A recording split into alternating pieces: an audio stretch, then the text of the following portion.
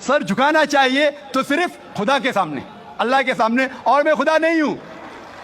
आप जानते हैं, आप मेरी इज्जत कर सकते हैं, मेरी बात जो मैं कहता हूं उसके ऊपर अमल कर सकते हैं, लेकिन आप मेरे सामने सर नहीं झुका सकते। नमस्ते, नमस्ते के क्या मानिए भाई साहब, आप बोल सकते हैं क्या मानिए? माइक्रोफोन ऑन कीजिए जरा भाई साहब का।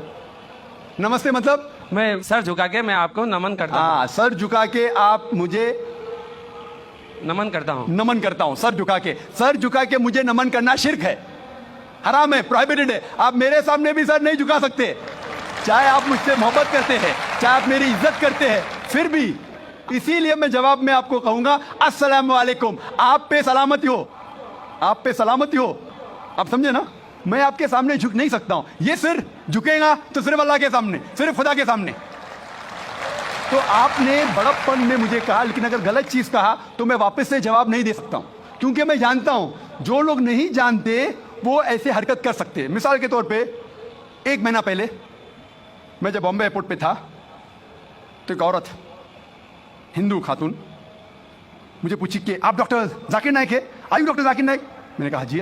ओ, मैं आपका रोज प्रोग्राम देखती हूँ, मैं दुबई से 25 साल के बाद मुंबई में आ रही हूँ, 25 साल के बाद हिंदुस्तान में आ रही हूँ। उसकी सिर पे टिका था, हिंदू औरत थी, बोलती मैं आपके प्रोग्राम देखती हूँ और बहुत अल्हम्दुलिल्लाह तारीफ करने लगी, सारी तारीफ अल्लाह की है, मैं कुछ भी नहीं हूँ। और फिर कहने लगी कि मैं तुम्हारे पैर छूना चाहती हूँ। मैंने कहा कि ये गलत है, शिर्क है। बोले क्यों? वही जवाब मैंने दिया, आप जो भी कहो मैं आपकी बात मानूंगी। तो मैंने कहा आप कुरान मजीद पढ़िए, कुरान मजीद पढ़िए और इसके ऊपर अमल कीजिए। और मैंने तकरीर की है similarities between Islam and Hinduism, इस्लाम और हिंदुइज्म में यकसानियत, और साबित किया है कि हिंदुइज्म में भी लिखा है कि आप सिर्फ एक ईश्वर की इबादत करना चाहिए, जितने ऋषि आने वाले उनमें मानना चाहिए, और मोहम्मद सल्लल्लाहु अलैहि वसल्लम में भी। तो आपको अगर कुरान और वेदा पे अमल करना चाहिए जो यकसा है, आपको एक खुदा में मानना पड़ेगा और आखिरी पैगंबर मोहम्मद सल्लल्लाहु अलैहि वसल्लम पर। आपका और एक सवाल था कि हिंदी क्यों नहीं पढ़ाई जाती है, हिंदी मुस्लिम स्कूल में क्यों नहीं पढ़ाई जाती है? कुछ स्कूल में हो सकता है, लेकिन मेरे हिसाब से अक्सर स्कूल में हिंदुस्तान में हिंदी पढ़ाई जाती। जो स्कूल मैंने कायम किया हूं, इस्लामिक इंटरनेशनल स्कूल, उसमें भी हिंदी पढ़ाई जाती है। नए हिंदी, मराठी भी, जो हमारे स्टेट लैंग्वेज है, हम पढ़ाते हैं, जोर देते हैं अंग्रेजी और अरबी पर। नंबर 1 अंग्रेजी अरबी, फिर उर्दू, हिंदी, मराठी, आगे चल के संस्कृत भी सिखाएंगे, संस्कृत भी, ताकि हिंदुस्तानी लोग जितने मज़ाहिब इस देश में हैं उसको समझे।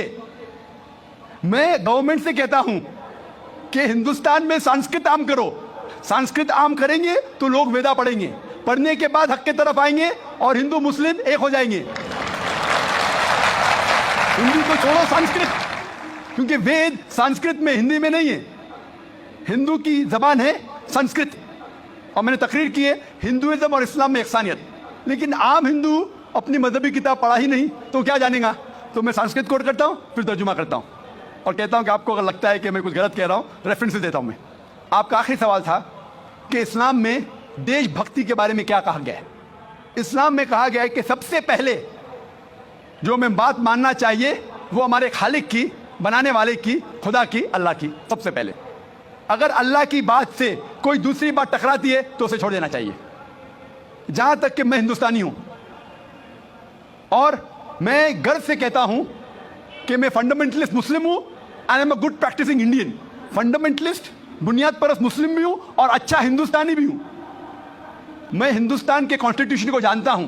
हिंदुस्तान के कॉन्स्टिट्यूशन में एक भी चीज फर्ज नहीं है जो इस्लाम में हराम है, और ऐसी कोई भी चीज नहीं है जो हमें मजबूर करती है जो इस्लाम में हराम है। और हिंदुस्तान के कॉन्स्टिट्यूशन में, इंडियन कॉन्स्टिट्यूशन में ऐसी कोई भी हराम चीज नहीं जो इस्लाम में फर्ज है और इंडियन कॉन्स्टिट्यूशन में हराम है। तो मैं दोनों को साथ में लेके चलता हूं, लेकिन अगर टकराव होगा, मेरे हिसाब से I can be a very good Muslim and a good Indian. मैं अच्छा मुसलमान भी हूं और अच्छा हिंदुस्तानी भी हूं। लेकिन अगर आगे चल के, अभी तो कोई टकराव नहीं है, लेकिन अगर आप ऐसे देश में हैं जो देश का कानून अपने खालिक के कानून से टकराता है, तो खालिक का कानून ऊंचा है, खालिक का कानून ऊंचा है, खुदा का कानून ऊंचा है, अल्लाह का कानून ऊंचा है, फिर आता है देश।